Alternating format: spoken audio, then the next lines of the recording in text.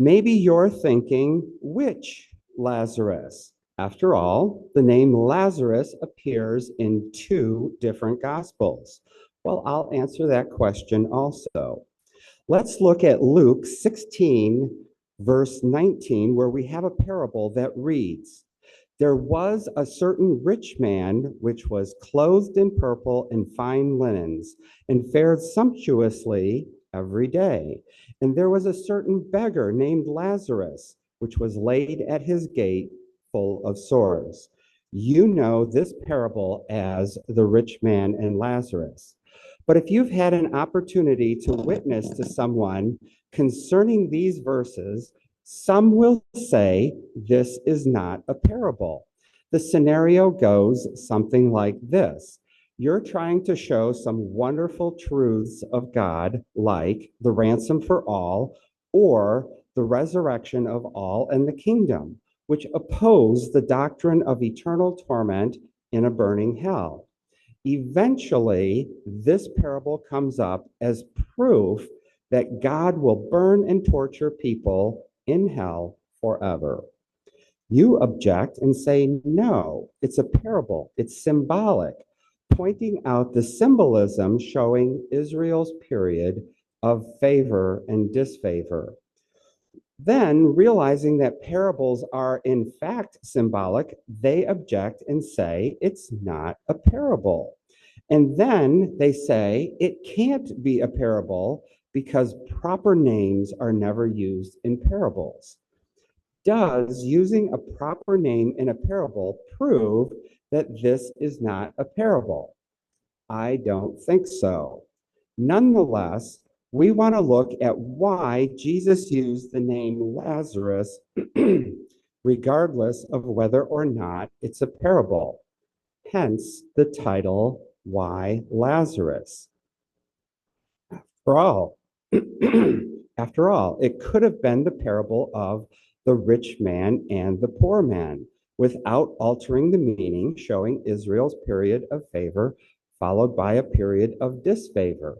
Or how about there was a certain rich man named Aaron, or perhaps Joseph, or perhaps some other name, and a beggar named Lazarus, or some other name.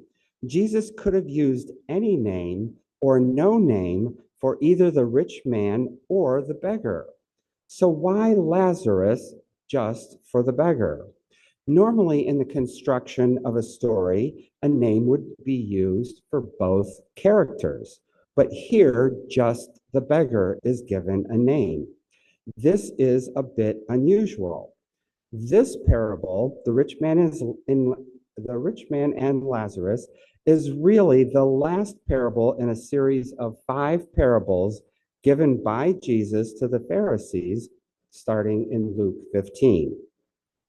Now, while these parables have real applications for us right now, I instead want to focus on how the Pharisees viewed what Jesus was saying. In other words, what did it mean in Jesus' day? Now, before we get to the 5 parables, we want to look at a couple of things to set the scene. First, the relationship between Jesus and the scribes and Pharisees. And second, a fable by the rabbis. The relationship Jesus had with the scribes and Pharisees, chief priests, and religious rulers were often contentious, sometimes even combative, when he overthrew the tables of the money changers. Let's look at a few examples. In Luke 6, 7 through 11, Jesus healed on the Sabbath, and they were looking to accuse him. But Jesus knew what was in their hearts, and they were filled with madness when Jesus foiled their plan. In John 5:18, they sought to kill him because he healed on the Sabbath.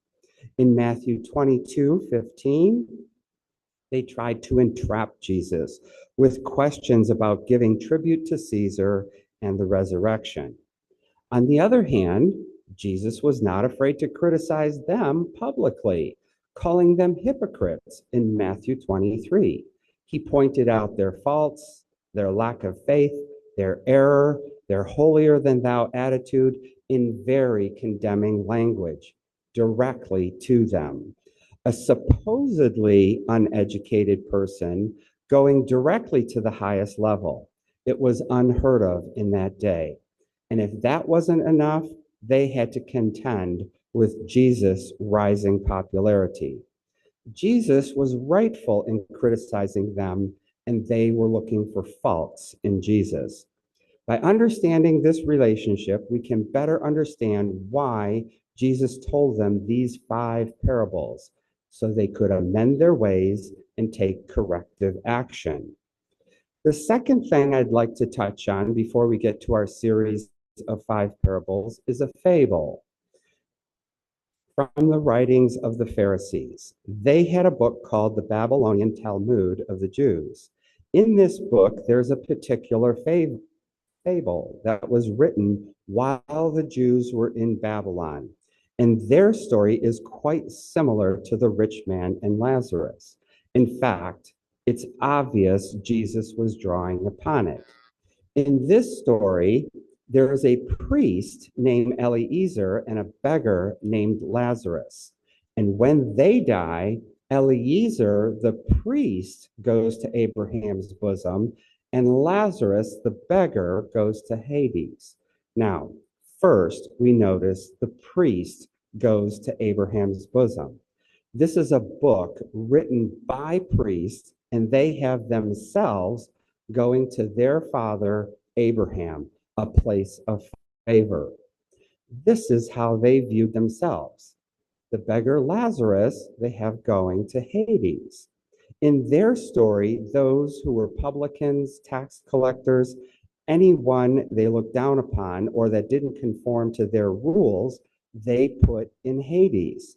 It was a way of controlling the people. This is how they viewed others, sinners. But Jesus reversed these roles. Lazarus is the one who goes to Abraham's bosom, and the rich man goes to Hades. Jesus also substitutes the rich man in place of the priest and omits the name Eliezer for a reason. He could have included it, but he doesn't. The name Lazarus he keeps. Nonetheless, the comparisons are obvious and striking. The Pharisees were very familiar with this book of the rabbis, and there is no doubt that they made the connection that Jesus intended. The rich man, clothed in purple, was themselves, the Pharisees, whom Jesus was addressing right then and there. In John 8:39, the Pharisees proclaimed, Abraham is our father. In Jesus' parable, the rich man calls out across this great gulf in verse 24, Father Abraham. The connection is made to the Pharisees. Jesus, using elements from their writings, which includes a story with Lazarus, could answer the question, why Lazarus?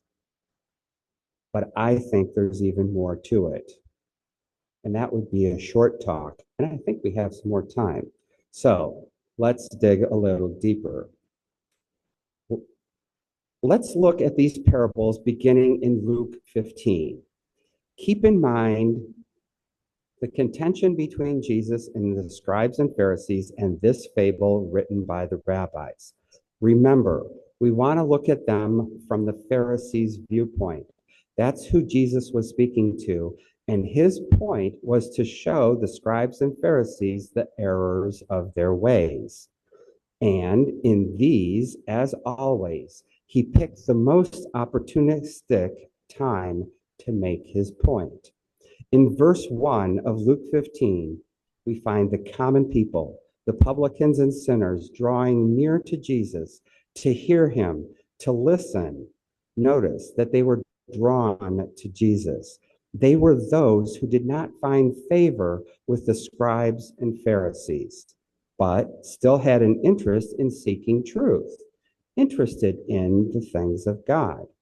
But they didn't really have a place in the Jewish denominations of that time.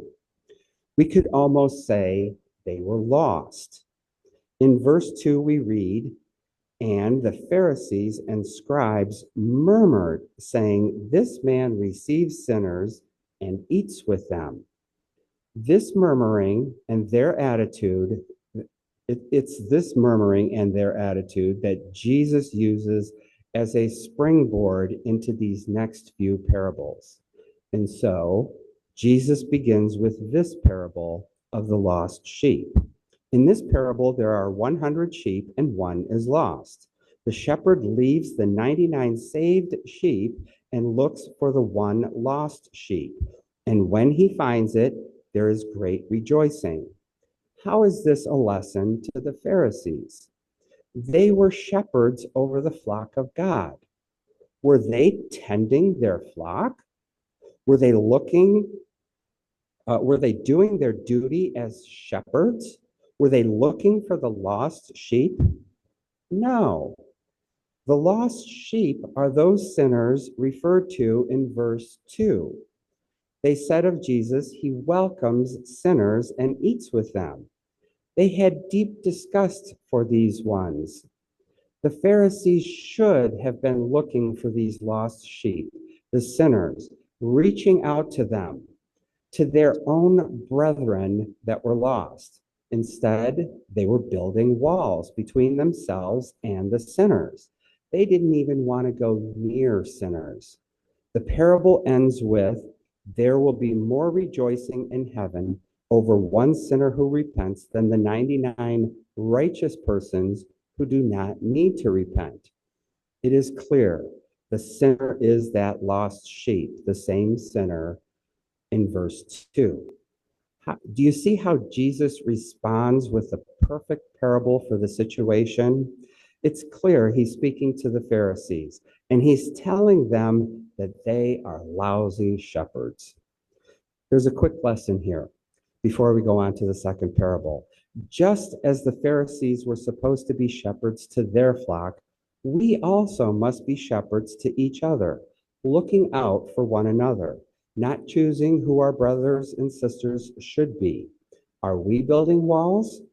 And when we see one go astray, steer them back. And when one is lost, go find them. In verse 8, Jesus continues with the parable of the lost coin. A woman loses one of her 10 silver coins and lights a lamp, sweeps the house, and searches for the coin. There is rejoicing when the coin is found. Women of that time sometimes wore a bracelet of 10 coins, which was actually a marriage gift. Hence, very valuable, something greatly cherished. Well, if you lose one coin, it ruins the entire bracelet. It diminishes the value of the other coins. In fact, it would be an embarrassment to even wear the bracelet with 9 coins. And so it is as if they are all lost because you can't wear it. Well, the coins here represent the truths of God, doctrines. To the Pharisees, Jesus was saying, you have lost the coin. You are not preaching the true doctrines of God. Instead, they were adding unnecessary laws and burdens on the people.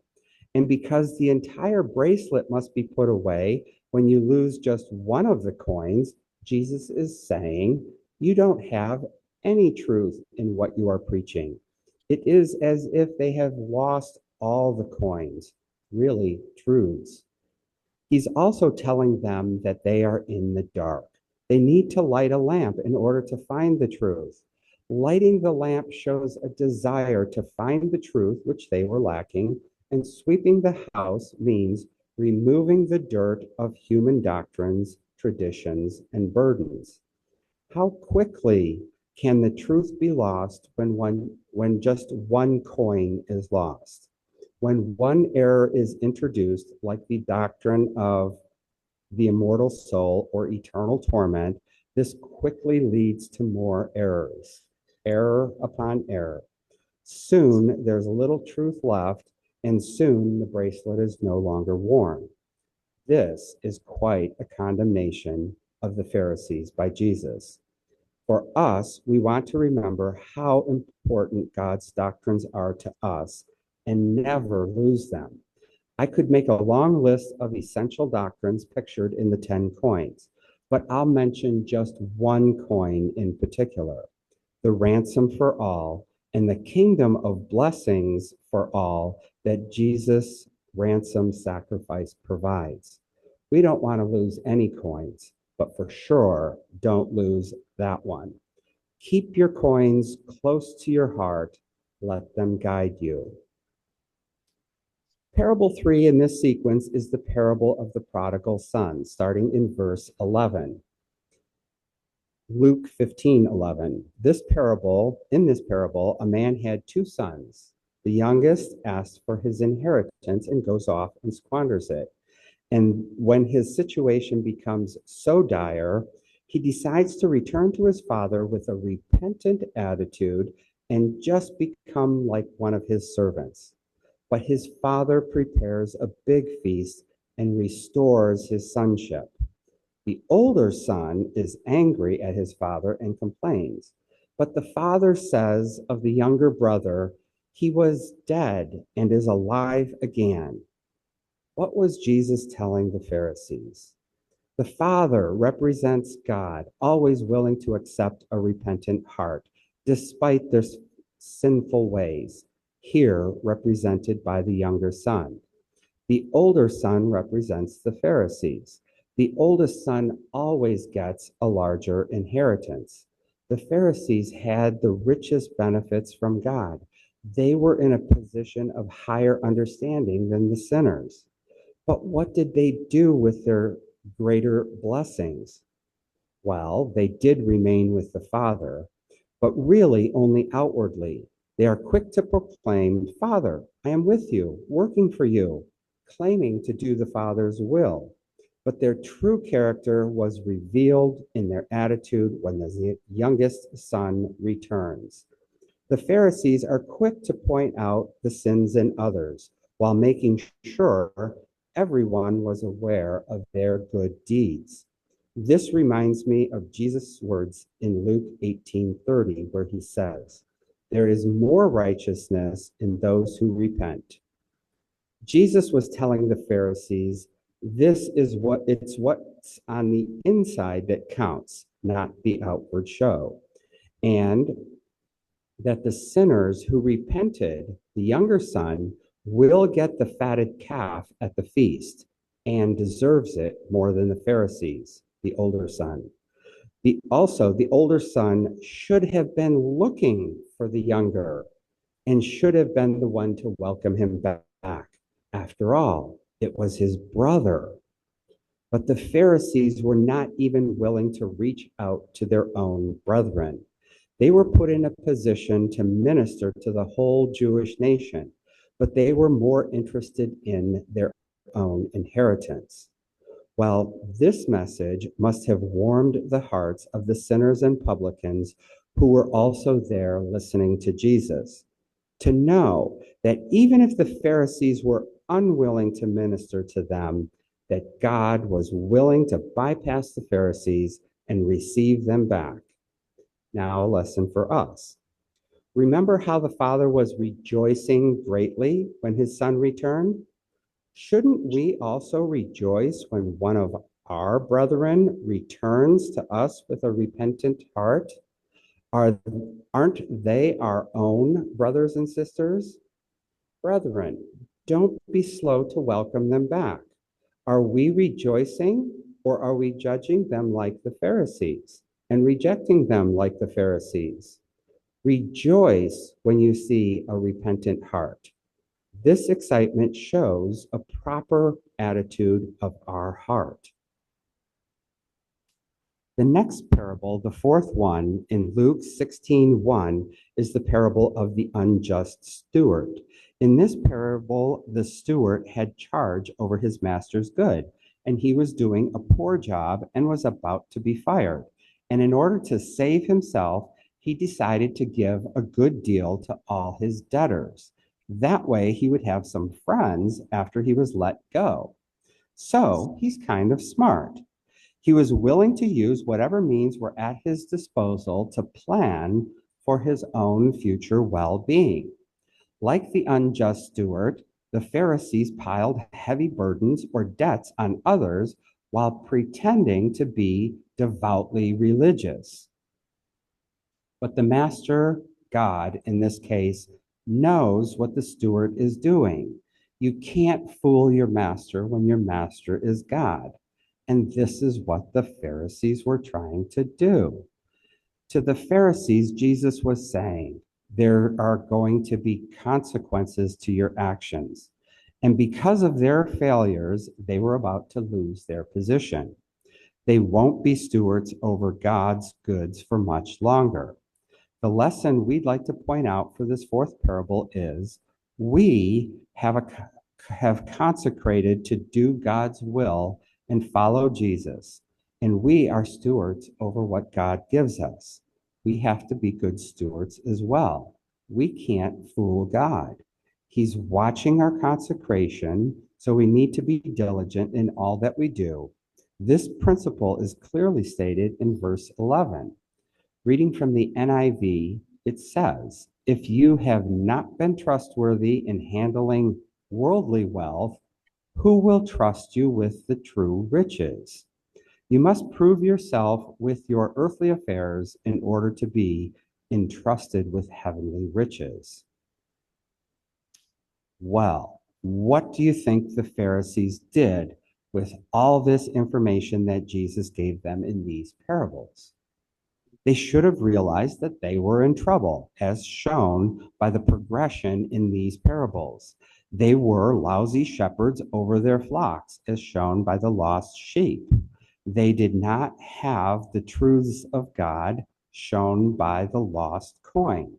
They didn't care about the recovery of their lost brethren, shown by the younger son. And then, as a result of their actions, they were about to lose their stewardship, shown by the unjust steward. And so, did the Pharisees repent from their ways after hearing this? Did they attempt to reverse their course? Did they humble themselves? I could just say no, but the answer is in Luke 16:14. It says, they heard all these things and they derided him. The NLT puts it this way: the Pharisees, who dearly loved their money, heard all of this and scoffed at him. So they understood that these parables were directed at themselves, and their reaction was to scoff at Jesus. Remember, they were trying to rid themselves of Jesus any way they could. In Mark 12:12, it says, they sought to lay hold on him because he spoke a parable against them. A parable. They knew that these parables were against them.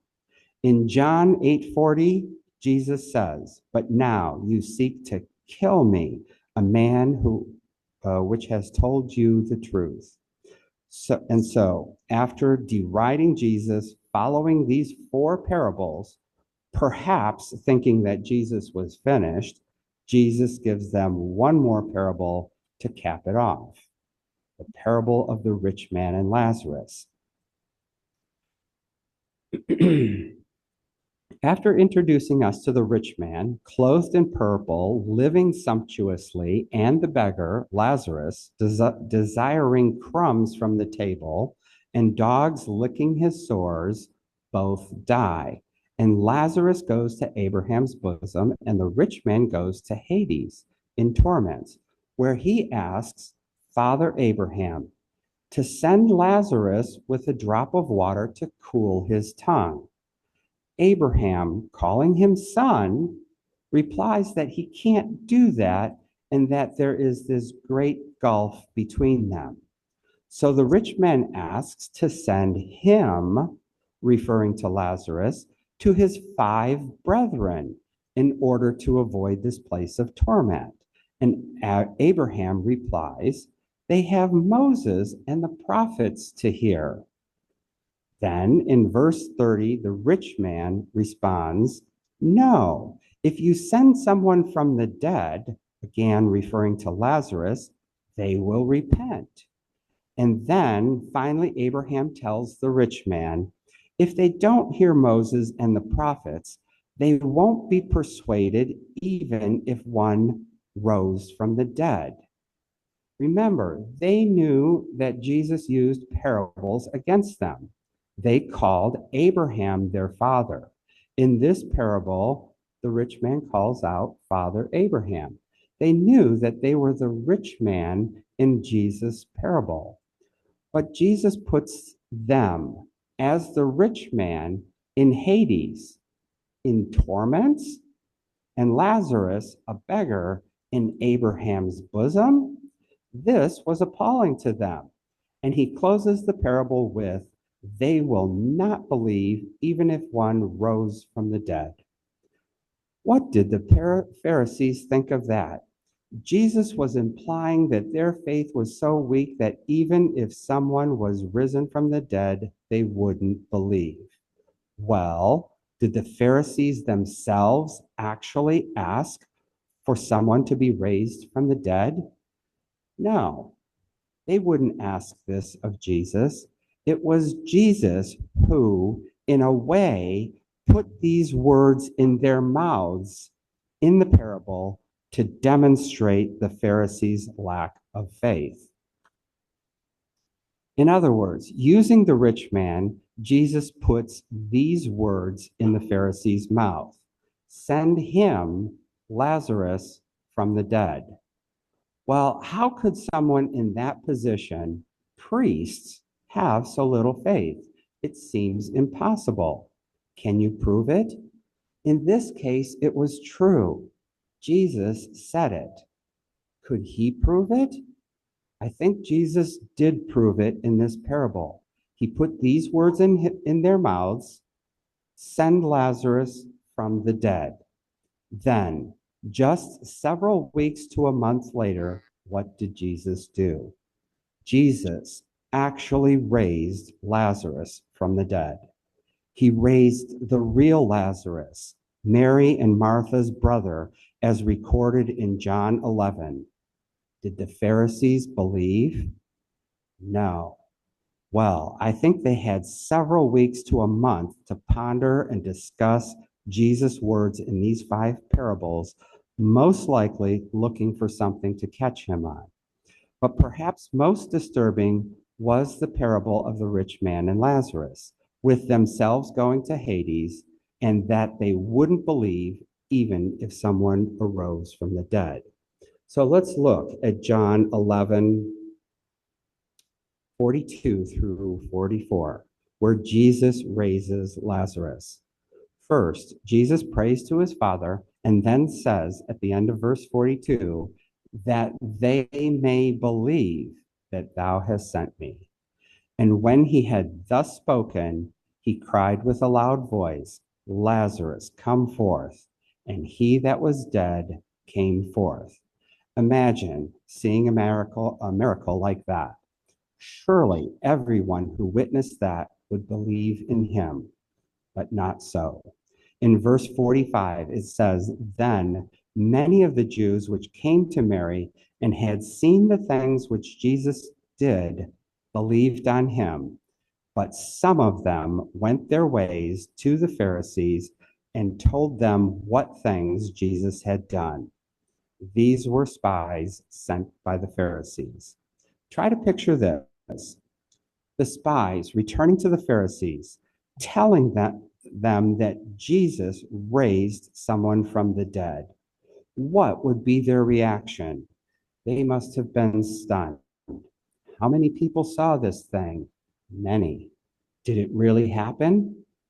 Yes. Was it real? Yes.